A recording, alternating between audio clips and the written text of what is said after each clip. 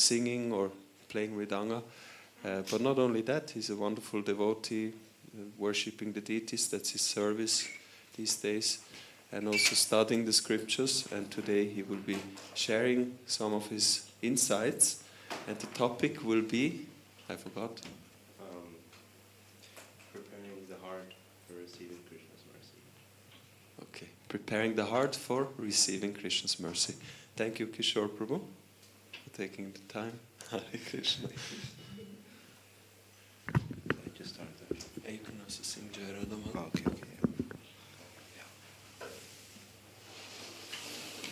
Just a small announcement. I'll do it again after the class. But maybe you can come a little closer. Yeah, we have people coming in, and usually it's good if we have some space.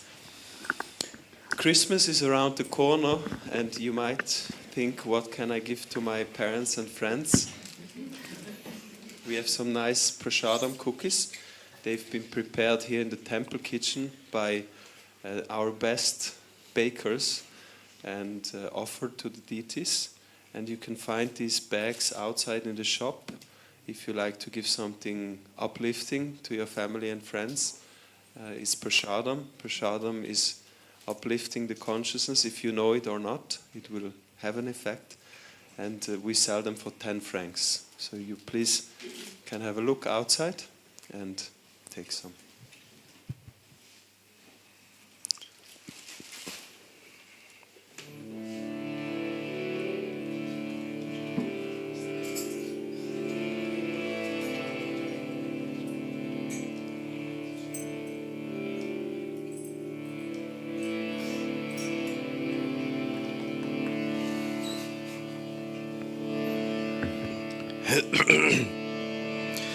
Jai Radha Madhava Kunja Vihari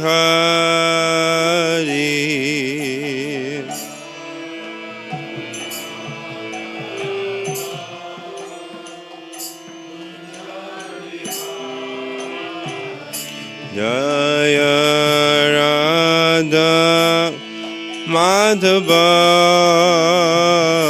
Kunja Vihari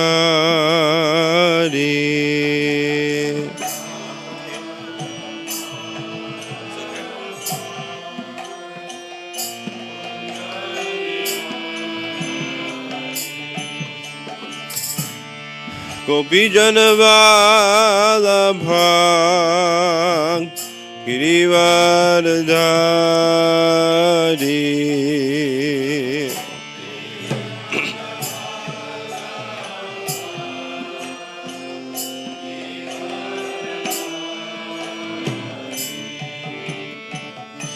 Gopi Janavalabha Girivardhari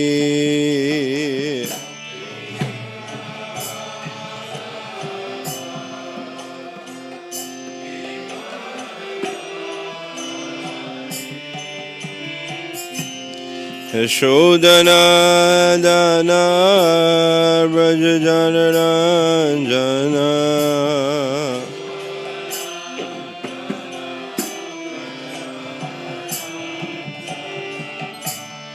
Yashodhana Dana Vrajajana Ranjana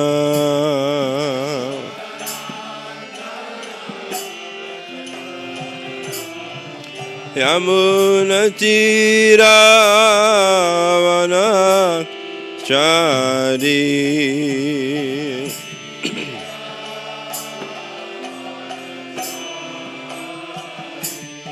Yamunatiravana Chari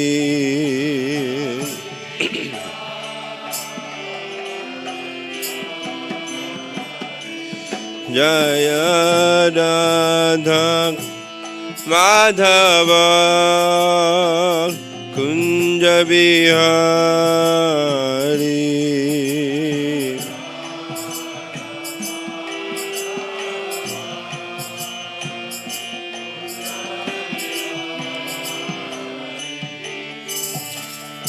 Gopijana Vallabha Girivaradari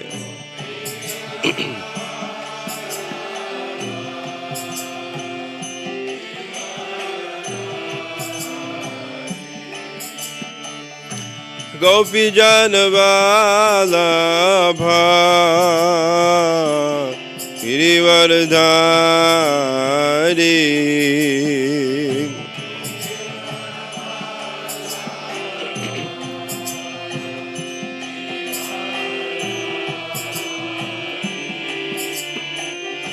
Yashodanandana Vrajajana Ranjana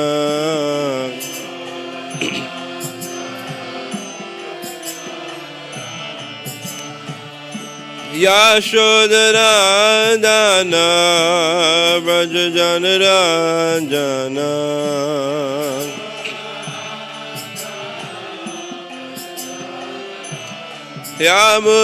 Yamunatira Vanachari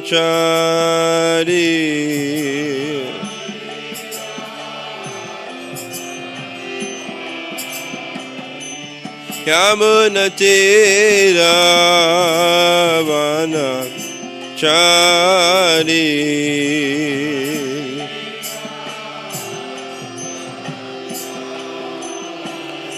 Jaya Radha Madhava Kunja Bihari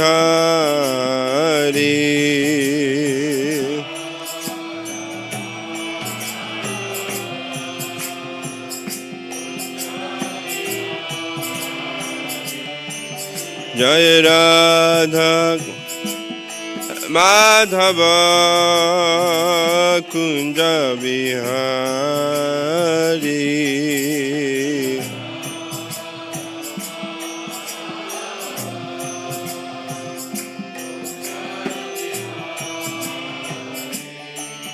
Hare Krishna Hare Krishna Krishna Krishna Hare Hare Hare Rama Hare Rama Rama Rama Hare Hare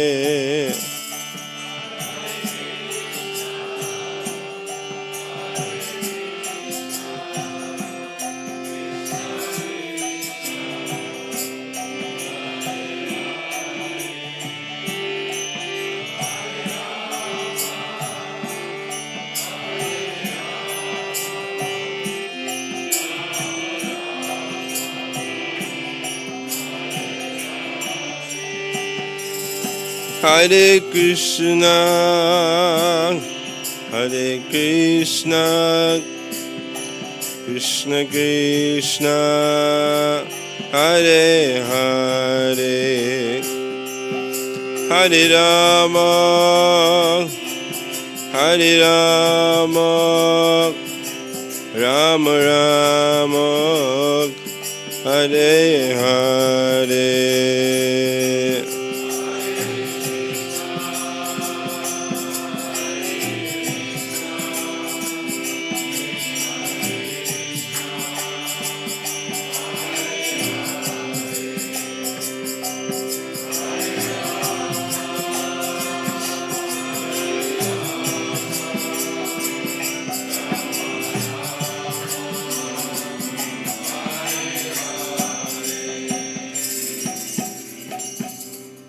Gaura Premanande.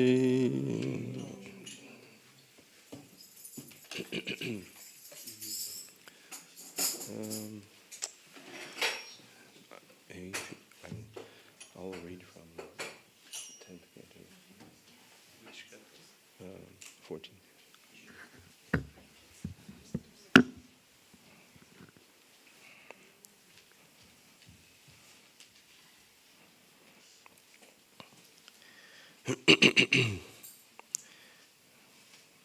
Hare Krishna.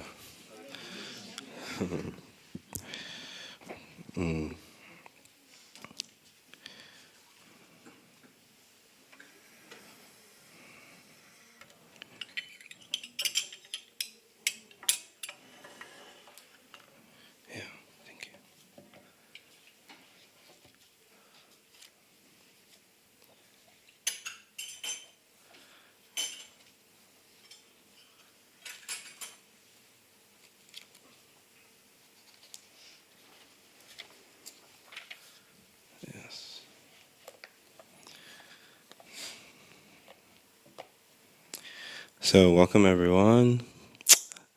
Thank you for this opportunity. I hope that I can share something that is inspiring or encouraging or thought-provoking. So today's discussion is around the topic of preparing our hearts for receiving Krishna's mercy. So I'll just quickly do a Mangalacharan, prayers for the blessings of the teachers and saints so that we can try to speak something.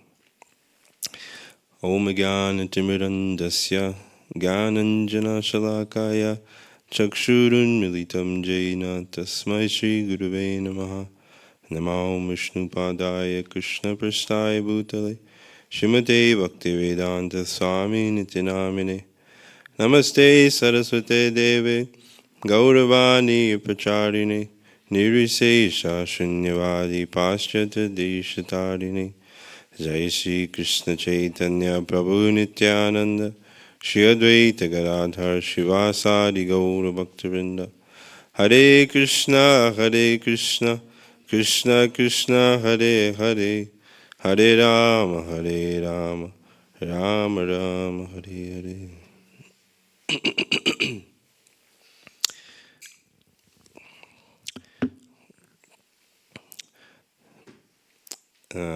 In the beginning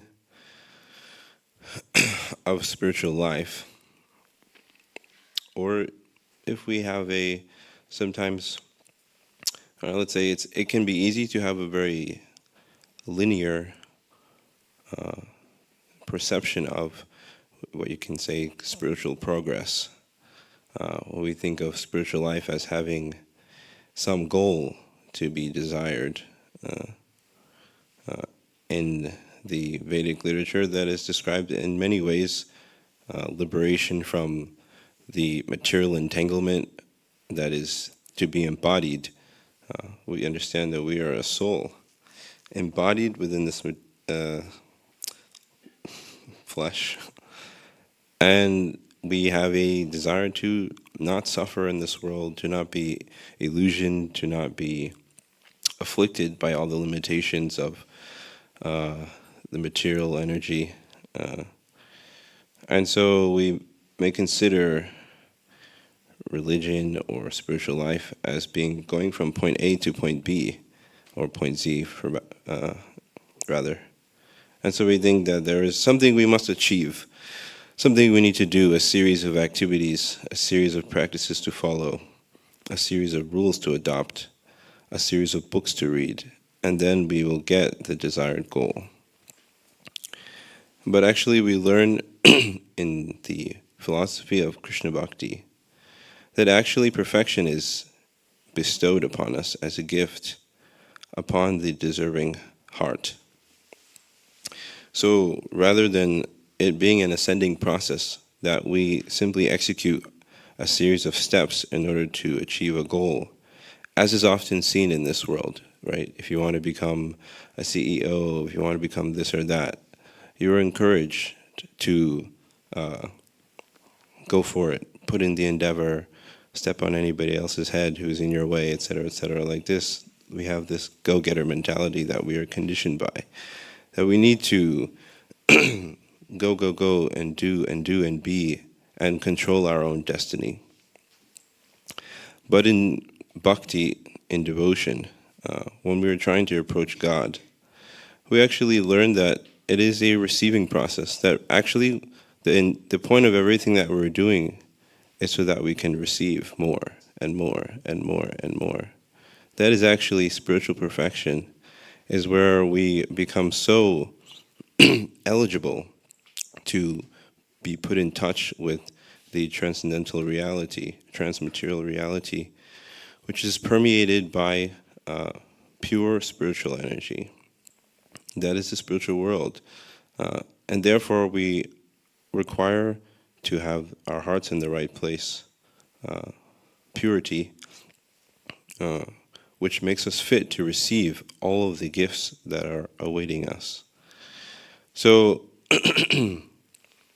I will read this verse. This is from 10th Canto, Srimad Bhagavatam, chapter 14, text number 8. This is a famous verse for those who are familiar with Srimad Bhagavatam.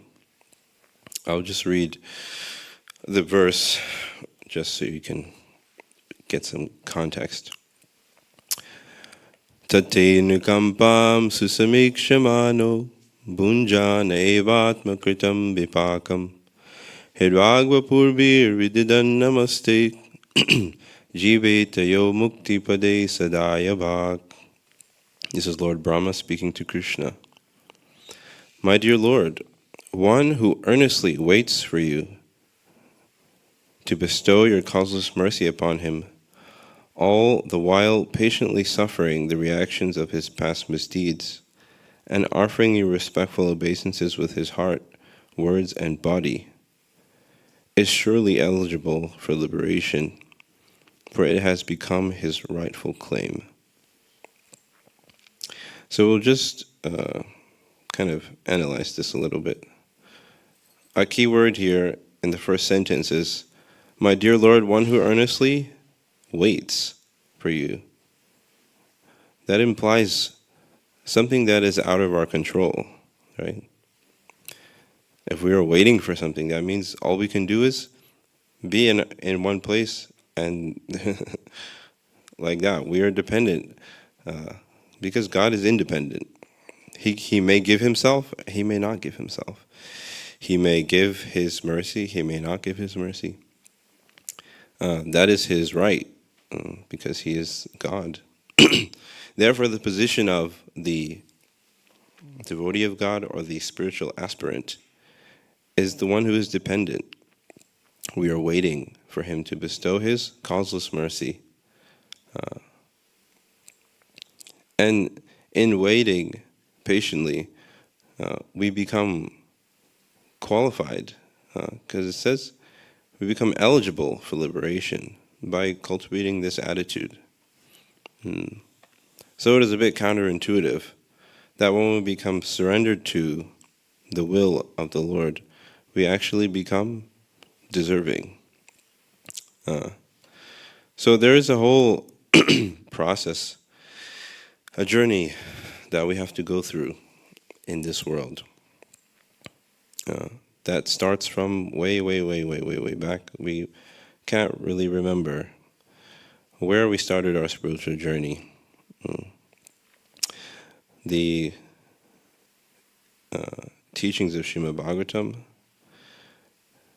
tell us that we are in this world because we have a desire to enjoy separately from God. We want to be independent, we want to be in control, and we want to satisfy the desires that we have. And therefore, in order to do that, we are in this world. The purpose of this world is to facilitate us that opportunity to try to be in control. Therefore, we are here. And so we go through many births trying to fulfill the desires that we have. The law of karma. Karma is not just, obviously there's action and reaction. That's a simple way to understand it. Whatever we do, there is a reaction. But also Krishna explains in the Bhagavad Gita that also every action that we do in this world produces a samskar, means an impression. So every action that we do in the pursuance of our desires produces more desires. And that way we become entangled. Just like someone who is addicted, you take some substance and you become it's not that you take the substance and you get some enjoyment. It's that you also become attached to the feeling that it gives you. And eventually you become dependent on that feeling, and therefore you become addicted, right? So it is not such a simple thing. It's not black and white, right? Therefore we cannot stop, even if we wanted to, because something else has happened in the process of trying to fulfill that desire that we didn't anticipate. So that is what it's like in the material world. When we try to satisfy our desires, when we try to be in control of the material energy, we don't realize what's actually happening, is that we are creating more samskars in our mind. Therefore, we have to take another birth, because we have so many desires that we couldn't even satisfy them in one lifetime. So we have to take another birth. But in that birth, in the pursuance of those desires, we're doing so many activities, and therefore, again, we're creating more karma for ourselves.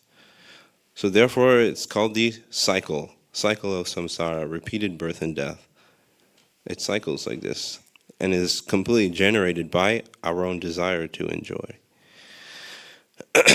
So we find ourselves in this position due to the false ego.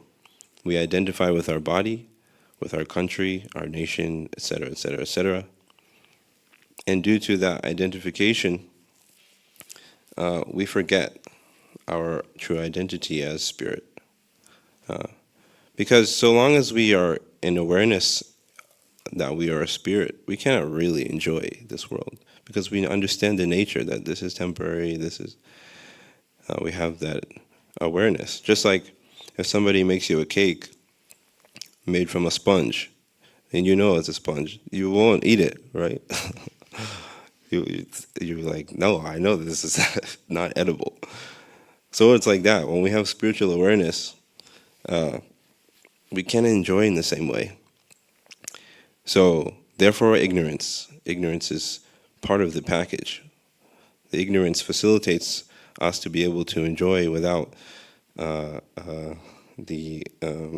having it spoiled by too much spiritual knowledge. So, this is where we all find ourselves. And the beginning of spiritual life is when we have gone through so much suffering and disappointment in so many different ways that we finally decide, maybe this doesn't work. Maybe we just get that doubt. Not that the desires necessarily are gone, but we have that moment of clarity that something isn't right here. I'm trying to be happy, but I'm finding, sometimes I find a little bit of happiness, but it has a high cost. Just like when we pay for things, it has a high tax. So when we pay like this, that's gonna hurt my bank account, right? So it's like that in this world. Every time we try to enjoy, we're paying big tax, heavy tax. So therefore, finally we become disturbed. Our bank balance is too low. Now we think, okay, now I need to change my strategy. So that is the beginning of spiritual life. Then we begin to inquire. What is the truth? What is the reality? Why am I suffering? Who am I like this?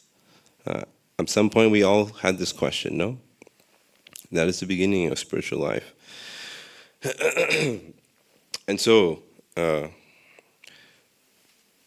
one thing that is important in this scenario that we didn't realize at first is that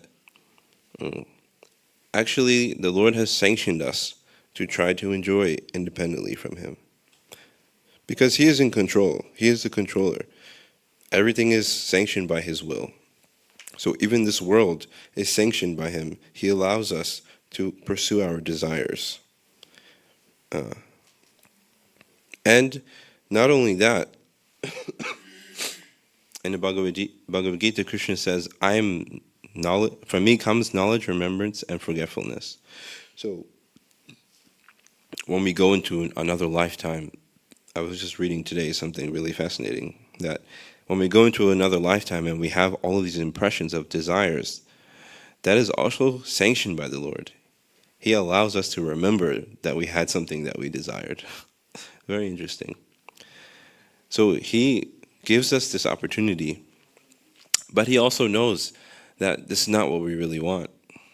So the purpose of this world is actually to bring us finally to that point of realizing that actually I'm not satisfied.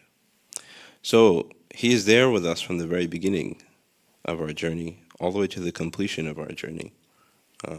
For every step of the way, actually he is sanctioning our desire to try to enjoy, but he's also trying to create opportunity for us to get closer to him. So when we begin our spiritual life, we begin the Reformation in earnest, because it is only by spiritual practice that we can actually destroy our karma. Because we require a power that is beyond the walls, you can say, of the material. Just like someone who is in jail can be pardoned by the president or the whatever ruler of the country, etc. They have that authority, but no one else. They have the authority. They can say, okay, this person can be taken out.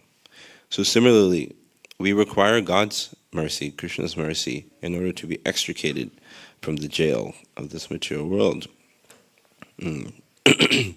So, when we start our spiritual life, Krishna extends himself in so many ways in order to help us. There are a few different ways that are described. We'll try to go through a couple of them. One is just disappointment in and of itself, actually. Because if we never became disappointed in this world, we would have no desire for anything else. We would think, okay, things are good, things are great here. Why should I leave? I don't need to go anywhere else, right? We don't understand because we are so conditioned that we are satisfied by something very small, which is material enjoyment.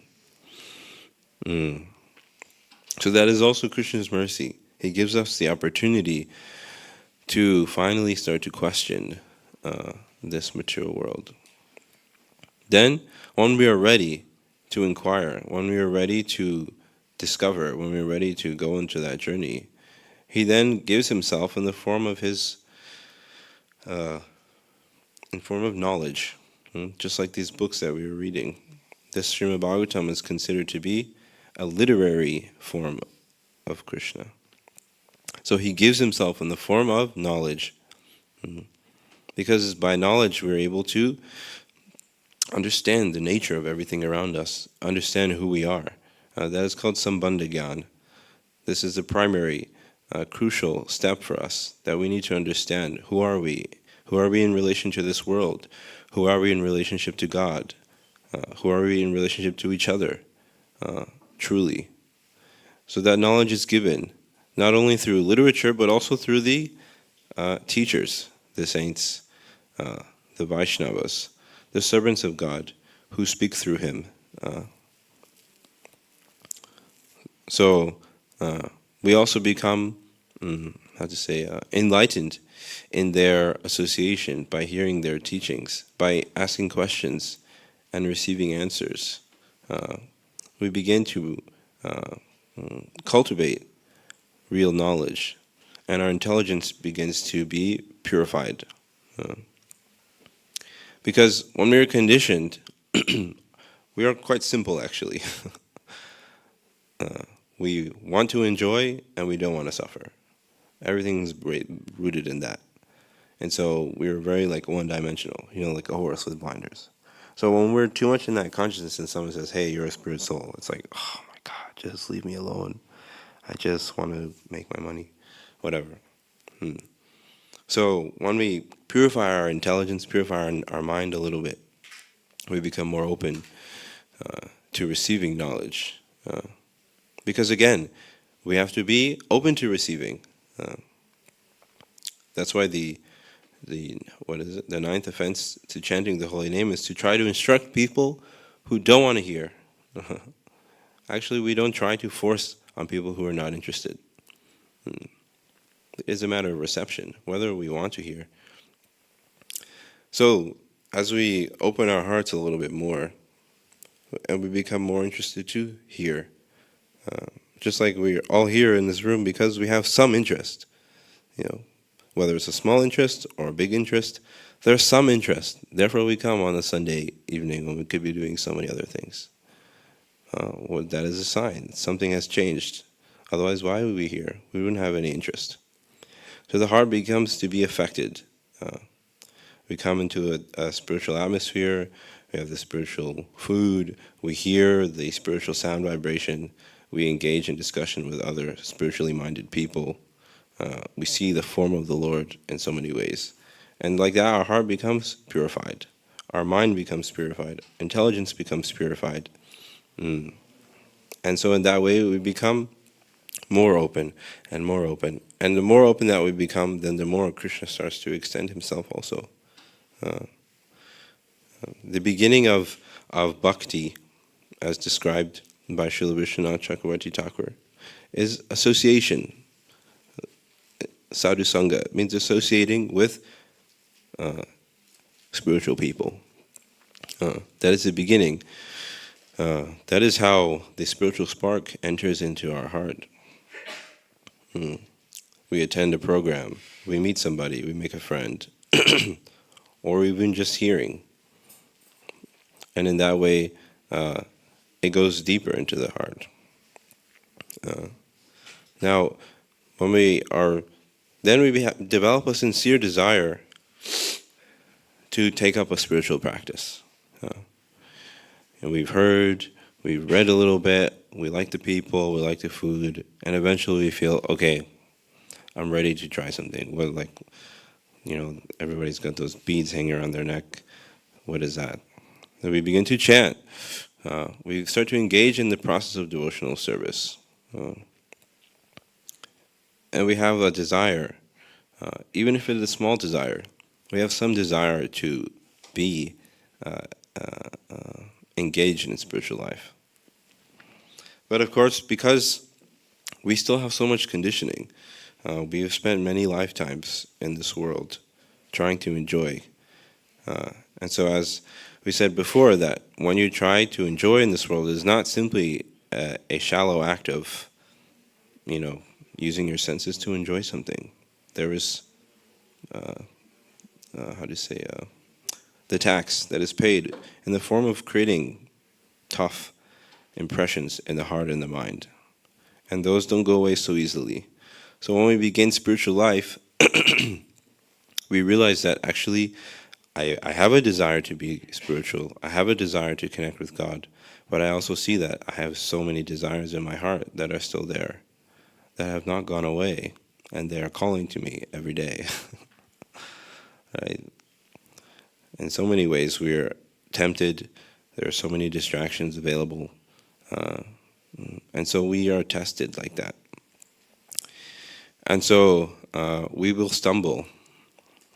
We will stumble on the path because we are not ready to completely give up what we are attached to. And yet we are also desiring a relationship with God, with Krishna.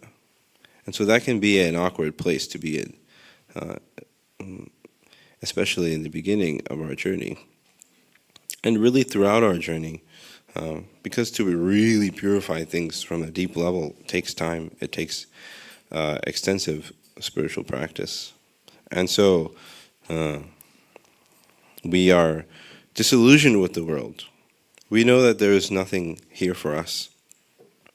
Or at least we understand it conceptually because we read it in the book or we heard it in the class, but we still feel attached. And so because of that, sometimes we will have to suffer a little bit. When we begin devotional service and we have a sincere desire to make progress, then Krishna will start to take us into his shelter. Now this means a few different things though, because just like a parent sometimes is sweet with the child and sometimes has to be stern with the child, and the child cannot always understand. He's too young to understand that he needs to learn a certain lesson. So he feels frustrated, he feels upset, he feels sad, he feels, oh, my mom, she doesn't like me, whatever, like that. So similarly, Krishna is all-knowing. He understands what is required for us to come closer to Him. But we don't necessarily understand. And also, if our relationship with Krishna is also, you can say, fresh, we don't know whether we really trust Him yet. Because also part of the conditioning of the false ego is that we also at one point wanted to be God. We wanted to have freedom to do what we like. And now we have to answer to someone. And that doesn't always feel very good. So in the beginning, we don't necessarily trust Krishna. We don't necessarily know, does he really have my best interests? Does he really care about me? Or is he just trying to punish me? We're not sure. And so when we are put through difficult situations in order for us to become purified of our material attachments, it can feel painful. Because we're not able to understand yet what is going on, why is it going on. And so we can go through different stages of either rejecting God or distancing ourselves from Krishna. We go through many different phases in our spiritual life as we try to process and understand the nature of everything that is being placed before us in our journey. But to the degree, the more that we engage with spiritual life, hearing and chanting, doing devotional service, the heart becomes purified. The heart becomes purified, and we're able to feel Krishna's presence in the heart more tangibly. When we hear about Krishna, we hear about his qualities, we hear about his nature. When we hear his pastimes, we hear about how wonderfully he deals with all of his devotees. We hear about his character. We hear about his own interests, his own desires. And in this way, we get to learn more about him. And when we do that, then also our feeling of trust in him begins to increase. So I want to read one purport that really, for me, was really transformative in this regard in my own journey. Let me find it here. This is from 8th canto of Srimad Bhagavatam. This is chapter 3, text number 17 at the end of the purport. So I'm just going to read this out. Only Krishna can deliver us from this material existence. Indeed, he is always trying to deliver us. He is within our hearts and is not at all inattentive. His only aim is to deliver us from material life. It is not that he becomes attentive to us only when we offer prayers to him. Even before we offer our prayers, he incessantly tries to deliver us. He is never lazy in regard to our deliverance. Therefore this verse says, Bhuri Karunaya Namolayaya. It is the causeless mercy of the Supreme Lord that he always tries to bring us back home, back to Godhead. God is liberated, and he tries to make us liberated. But although he is constantly trying, we refuse to accept his instructions. Nonetheless, he has not become angry. Therefore, he is described here as Bhuri Karunaya, unlimitedly merciful, in delivering us from this miserable material condition of life and taking us back home, back to Godhead. So when we hear things like this, about the character and the nature of God, I know for me it was very transformative because I went through that journey of feeling, oh man, I'm going through all these difficulties. Like, what's the deal? Does he not like me or something? Like, does he have a grudge against me? Like, there's so many people in the world. Like, what's going on? Why are you targeting me?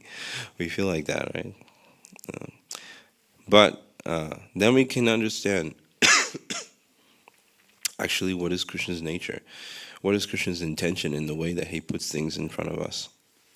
And then we also understand that sometimes the things that we go through is because of us. And we want to say it's somebody else's fault, but it's actually our own. So Krishna also gives us the intelligence. He says also in Bhagavad Gita that I give the intelligence by which we come to him.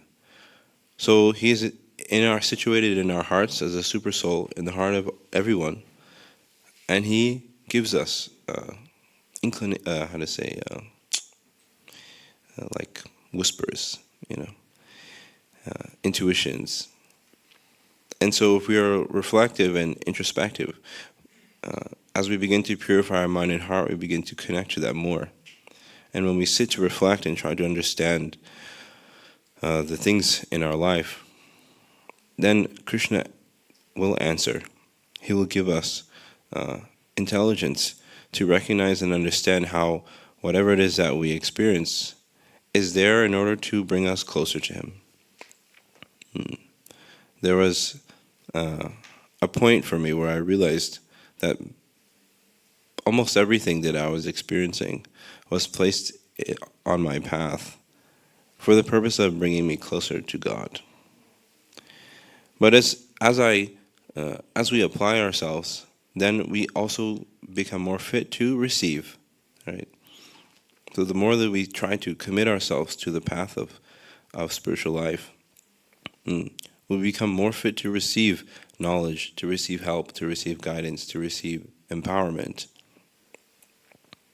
And in that way, we begin to see the world in a completely different way.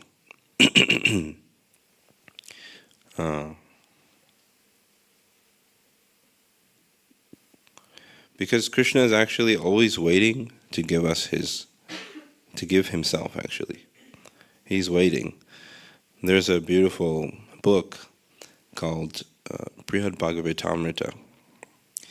And in short, it describes the journey of one personality who it describes his whole journey up to spiritual perfection, where he enters into the spiritual world where he will remain eternally in the association of Krishna.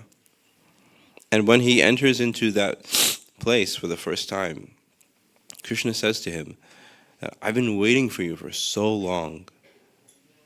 I've been with you throughout your whole journey, but you've been ignoring me and turning away from me again and again. But I never left you, and I've just been waiting for you, and now you're here, and I feel so happy. So this is also showing Krishna's nature, that he is always there for us, he is always waiting for us, and he's arranging things constantly to try to bring us closer to him. But as the saying goes, you can bring a horse to the water, but you cannot make them drink. So Krishna doesn't force anything on us. He simply creates opportunity. But it's also up to us to also do our part in that exchange, leaning into his into surrender. For those who are spiritually perfected or even spiritually advanced to a high level, they experience a certain type of bliss, a satisfaction, a deep happiness, because they are able to see God in everything. And because they are connected with Krishna, because they understand and they are in tune with him, then that vision of seeing him is also elicits feeling from the heart. So when, just like example is given when you look at a painting and you see, you think of the artist. Now what if also the artist is someone who you have deep love for? Then that also brings something else out. The appreciation of the artwork, but something also from the heart is touched. So similarly for the devotee who is in deep communion with Krishna, when he sees everything around him in relationship to Krishna, he's also experiencing that churning of the heart because of his love for Krishna also.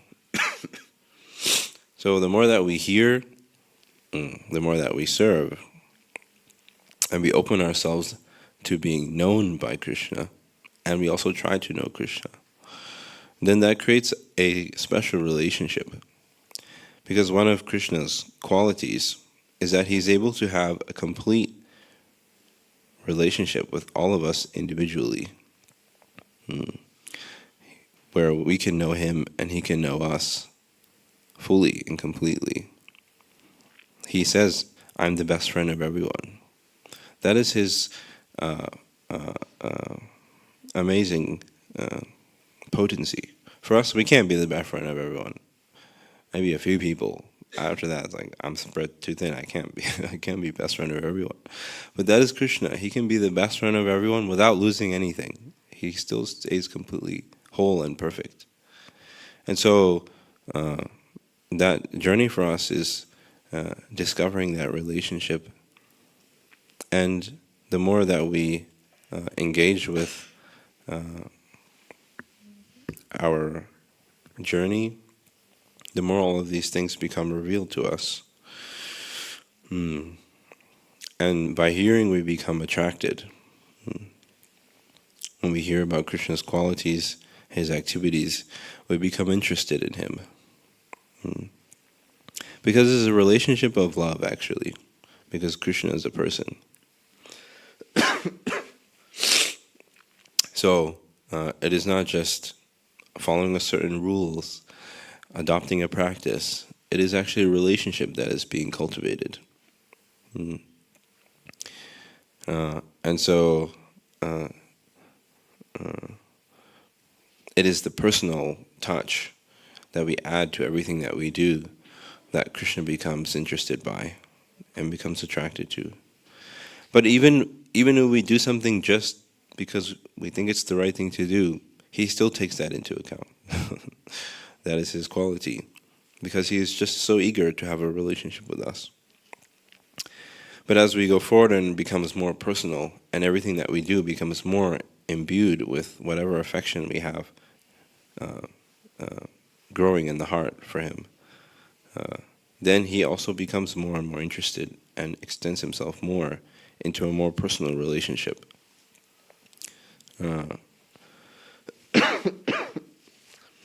And that is when spiritual life really becomes amazing.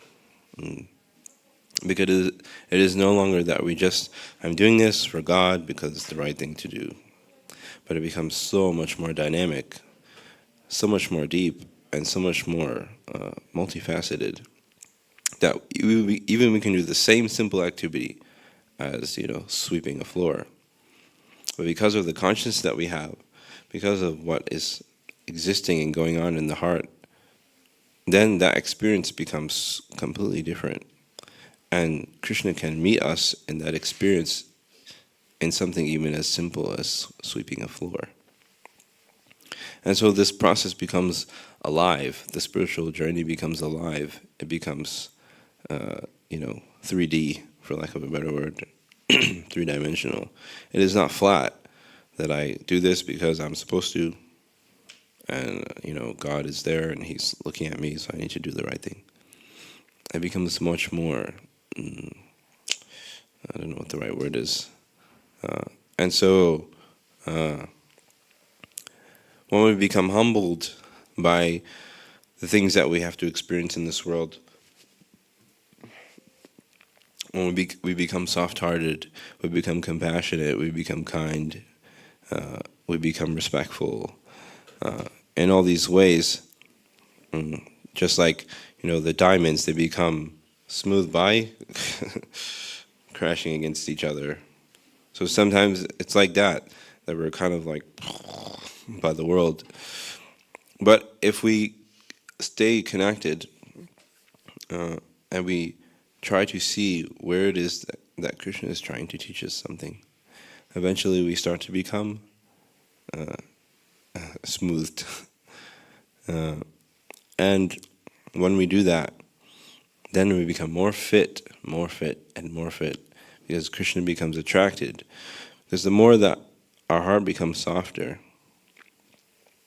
then the devotion that we are cultivating for God becomes more beautifully expressed. And the more that we do that, the more he becomes attracted, because he's interested in the devotion, the bhakti.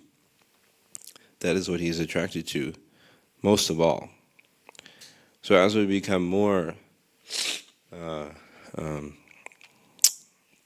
we become like resting places for all of these qualities, then he becomes very, very interested in us. And so in this way we become recipients of the greatest gift that can be bestowed, which is pure love of God. Because Krishna will become so attracted that he will desire us to be in his association. Because he's also reciprocating with our desire.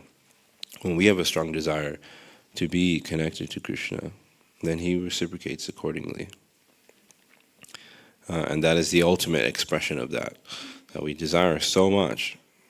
And finally, we can be received. So, we can understand over time, with reflection, as our hearts become softer, our minds and intelligence become purified, we become more introspective, we engage in spiritual life in all different ways, we begin to recognize all of the doorways that are being opened, all of the opportunities that are placed before us, and all of the whispers that have been there from the very beginning of Krishna, constantly trying to invite us into relationship with him. And so in this way, our whole journey is trying to make ourselves fit to receive the gifts that Krishna is waiting to give us, actually. He wants to give it, but we need to be ready. Just like if you want to be in a relationship, it's like you have to try to work on your things, healing, all these type of things we think about in relationship to each other, right? We're very sometimes demanding, I don't want to be with someone who hasn't healed their trauma. If you want to be with me, you better heal the trauma. But in relationship to God, or to speak of relationship to God, we have so much envy of God and so many things. So how can he have a relationship with us? But of course, God's supremacy is that he will always love us unconditionally. That we cannot do. We don't have that capacity. But God does. He's willing to wait for us for millions and millions of lifetimes. He's constantly trying to help us. But he also cannot force anything on us. So therefore, it's a beautiful journey of relationship, actually, where we try to connect to him, and he's trying to connect to us. And finally, that is realized in a perfect way when we attain pure love of Krishna, and we're able to have unite with him in a relationship that is everlasting. So, I think I will stop there, see if there's any reflections or questions or anything like that. Yeah.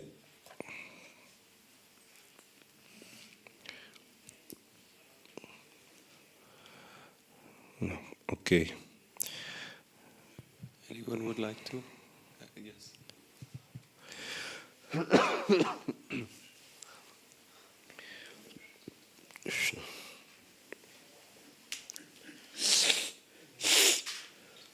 Thank you very much. You gave the example of a painter and his painting, or maybe the artist and his art. And you even went a step further by saying if we know the artist, then it's even more interesting or different how to watch his art. Can you elaborate more about knowing the artist or not knowing the artist while watching his art? Yeah. So I was saying that when we see the painting, we think of the artist. But if we know the artist, we have some relationship to the artist, or especially we have affection for the artist, then it enhances the experience of appreciating the art, right?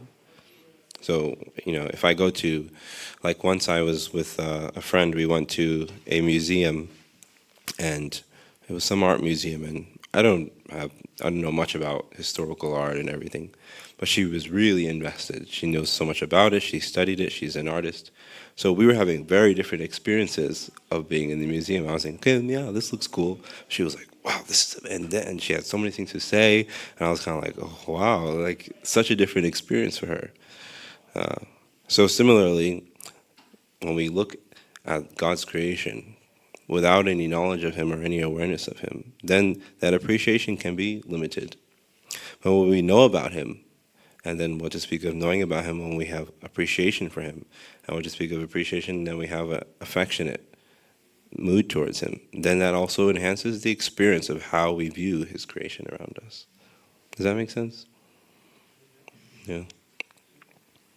Yeah, so the idea is that for those who are in deep relationship with God, their experience of the world is different because they're seeing it not only in relationship to Him as His creation, but also to Him as a person. Yeah. Anybody else?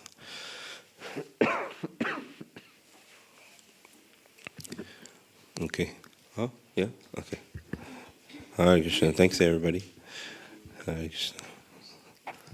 Thank you, Kishore Gopal Prabhu. Hare Krishna for sharing these thoughts, and such a nice verse, you read in the Srimad Bhagavatam. I know it's a very dear verse to Satchidananda Swami. He also spoke about it just some time ago. That we should just position ourselves in a way and await the mercy of the Supreme Lord, and He's actually waiting to give it. Thank you for your attention. Now we're going to serve prasadam outside in the entrance hall. You know the program. You're warmly invited. And 6:15 we continue with the japa meditation. If you like to learn how to meditate on prayer beats, somebody's instructing, something you can do at home and everywhere you go. And 7 o'clock we have our arati, Kora arati. We sing and dance. And then from 8 till 9:30 it will be more singing. Here for the first time? Yeah, I could feel. What's your name? Leo, you just came now? Yes. Okay. Leo, nice to meet you. Thank you for coming. So you also here for, no. You're here for the first time? No, we know each other. Yeah, we know each other, yeah. My eye's getting worse. Yeah. So please, have prasadam, and then if you like to join after. Maybe a small announcement. We have some special programs next Sunday. One of course, we have a lecture again at 4 o'clock, and we have a special guest. His Grace Rohini Sutta Prabhu is coming. He's a disciple of Srila Prabhupada. He lives in Switzerland, and he will be giving the class. And then at 6 o'clock, we have around 1 hour program with Rohini Sutta, Chitrakar, and Purushottam Prabhus. These are all disciples of Srila Prabhupada. And we will hear from them some memories, and we also would like to give them something, some small gift which has been presented to all of Srila Prabhupada's disciples. So please come if you like to hear about some pioneering memories. And then at 7 o'clock, actually 7:30, we will be presenting a brochure which we just published a few days ago. Some of the members already got it. In this brochure, we tell the history of our deities. No, I guess those of you who are kind of new, the worship of the deities, meaning God who takes a form which we can perceive, is a very old tradition in the Vedic spirituality. And the forms we are worshipping, Jagannath Baladev Subhadra Shishi Gornitai, that history goes back more than 50 years. And so in that brochure we interviewed many devotees and we did a lot of research, we put together pictures, and you can find the whole history, how the deities came, how they were being installed and how they have been worshipped. So at 7:30 next Sunday, and some of the devotees will be speaking, and then whoever likes can also get a copy of that brochure. So please come and see you later. Hare Krishna. Hare Krishna.